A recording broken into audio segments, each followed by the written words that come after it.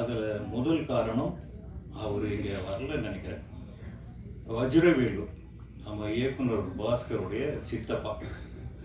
ஒரு காலத்தில் எனக்கு அவர் கார்டியனாக இருந்தார்.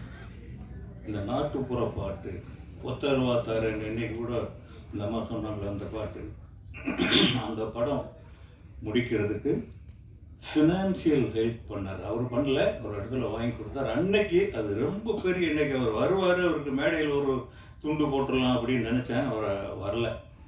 அடுத்தது இந்த பாஸ்கர், எங்கே பாஸ்கர் வா, இவர் வெறும் பாஸ்கரா எனக்கு தெரியும், கேமரா உதவியாளர் பாஸ்கரா எனக்கு தெரியும், துணை இயக்குனர் பாஸ்கரா எனக்கு தெரியும். இப்போ இயக்குனர் பாஸ்கரா எனக்கு தோளோட தோள் பக்கத்தில் நிற்கிறாரு. இனி அடுத்து நம்மளை விட உயரமாக நிற்பார். அப்போ நம்ம எப்படி பார்க்கலாம். அவருக்காகவும் நான் என்ன கிட்டத்தட்ட ரொம்ப ஜூனியர்லேருந்து நான் அவரை பார்க்குறேன். அவரை கூப்பிட்டது ஒரு பெரிய ரீசன். நான் வந்திருக்கு. இதுக்கப்புறம் முக்கியமாக தமிழ் திரையுலகின் தாரக மந்திரம், என்றைக்கும் அழிக்க முடியாத நிரந்தரமான பெயர் நாகேஷ். அவர் இல்லைன்னா ஆனந்த் பாபு என்னை கூப்பிட்டார். அவரே எனக்கு நெருங்கின பழக்கம் தான். நம்ம டிஃபன்ஸ் காலனியில் இருக்கும்போது அடிக்கடி சந்திச்சிருவோம். அவங்க வீட்டுக்கு வந்திருக்காங்க, நாங்கள் அவங்க வீட்டுக்கு போயிருக்கோம். நாகேஷ் சார் என்னுடைய படத்தில் நடிச்சிருக்கார். என்னுடைய படத்தில்னா நான் டைரக்ட் பண்ணல, செல்வராகவன் பண்ண காதல் கொண்டே அதில் நடிச்சிருக்காரு. நாகேஷ் சாரை பற்றி பேசாமல் எந்த ஒரு சினிமா மீடியாவும் தவிர்க்க முடியாது. அவ்வளவு நிரந்தரமான. அவரை பற்றி சொல்லணும்னா பாலச்சந்தர்லேருந்து ஆரம்பிக்கணும். பாலச்சந்தருடைய நாடக வாழ்க்கை அவருடைய சின்ன வயசுலேருந்து 7, 8 வயசு, 10 வயசு, 12 வயசுலேருந்தே கிராமத்தில் ஆரம்பிச்சிருச்சு. அவர் சென்னைக்கு ஏஜிஎஸ் அலுவலகத்தில் வேலை பார்க்குறாரு. அப்பவும் நாடகம் தான். அவருக்கு எதுக்கு நாடகம் பண்ணுறாரு அப்படின்னா, நான் ஒரு நூலில் படித்தேன். இப்போ எல்லா சினிமாக்காரங்களுக்கும் இருக்கிற ஆசை தான். சினிமா கலைஞர்களுக்கு பணம் மட்டுமே நோக்கம் அல்ல, பணம் வேணும்.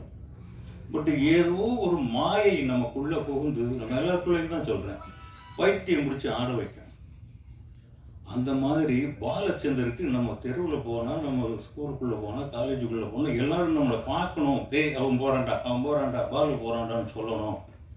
இப்படிங்கிற ஒரு மாயைக்காக அவர் நாடகம் போட்டிருக்கார்.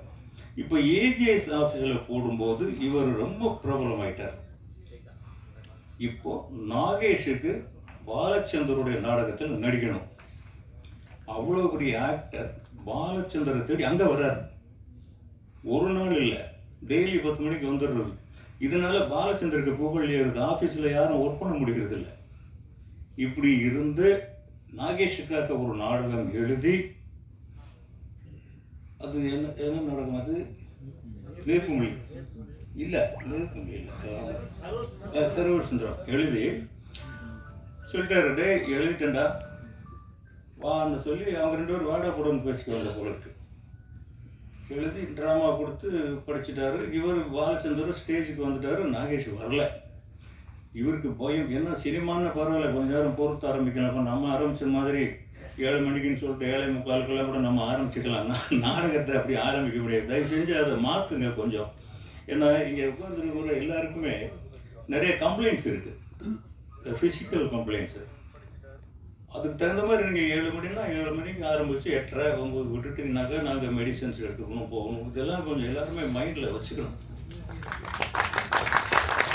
இப்போ பாலச்சந்தருக்கு வேர்த்து கொடுத்து மணி அடிக்கிறது அவர் தான் அடிக்கணும். இப்போ நாகேஷ் இன்னும் வரல. எப்படி மணி அடிக்கிறது? ஆடியன்ஸ் எல்லாம் எதிர்பார்த்துட்டு இருக்காங்க. எப்போவுமே பாலச்சந்தருடைய ட்ராமா, எல்லா ட்ராமாவுமே ஹவுஸ்ஃபுல் தான், எல்லாமே பாப்புலர் தான். இப்போ நாகேஷ் வரலன்னா வேற வழி இல்லாமல் 1 மணி அடிக்கிறார். அடிச்சோன்னா ஒரு பறக்க ஓடி கட்டி பிடிச்சிக்கிறார்.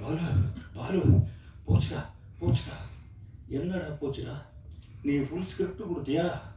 அதில் முதல் வார்த்தை தாண்டா ஞாபகம் இருக்குது, வேறு எதுவுமே ஞாபகம் இல்லைங்கிறார். இது என்னடா இது? இவருக்கு இப்போ 2வது மணி 3வது மணி அடித்தாச்சு. இவர் உடனே பிடிச்சி ஸ்டேஜில் தள்ளி விடுறாரு, போய் அந்த ஒரு வார்த்தையை சொல்லிட்டு வா அப்படின்ட்டு. இங்கே நெஞ்சை பிடிச்சி நிற்கிறாரு. பார்த்தாக்க முழு ஸ்கிரிப்டையும் ஒரு வார்த்தை கூட பேசாமல் அப்படியே பேசி நடிச்சு அப்ளாஸ் வாங்கிட்டு போயிட்டாரு நாகேஷ். அவர்தான் நாகேஷ். இன்னைக்கு வரைக்கும் ஒரு நாளில் ஒரு 10 முறையாவது பாலச்சந்தர் சொன்னது நாகேஷோட பேரை தான். கமல்ஹாசனோட அதிகமாக ஒப்பிட்டு பேசுவார். அதை நான் பல இடங்களில் பார்த்துருக்கேன். உன்ன மாதிரி இவர் மாதிரி நம்மளால் நடிக்க முடியுமாடா இப்படின்னு கமல்கிட்ட கேட்பார். அவர் அவ்வளவு பெரிய ஜீனியஸ்.